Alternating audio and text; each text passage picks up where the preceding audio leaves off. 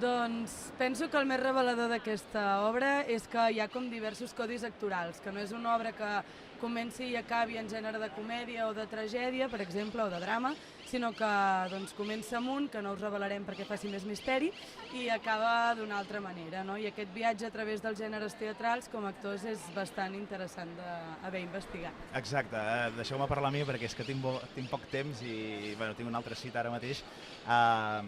Tal com això, com ha dit, a la Laia li agrada transitar per aquests llocs, no? Perquè és una pesada i així ens dirigeix.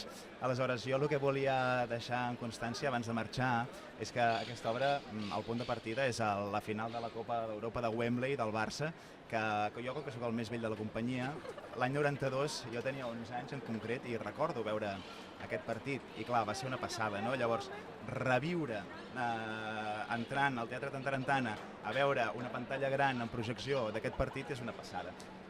I el que comporta també aquell any 92, que és les Olimpiades, aquell estiu que jo com a nen el vaig passar d'una manera superemocionant, molt emocionat, molt emotiu tot. Aleshores, crec que això és un punt de partida superpotent per al nostre espectacle. A partir d'aquí, tot l'altre seria irrellevant.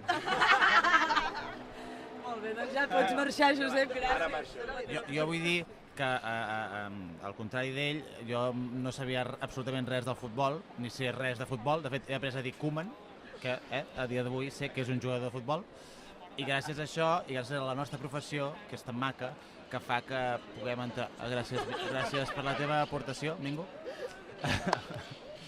Que gràcies a això t'arriben històries, i pots entrar en mons que tu no coneixes. I jo del futbol no en tenia ni idea i ara, avui en dia, en sé una mica més.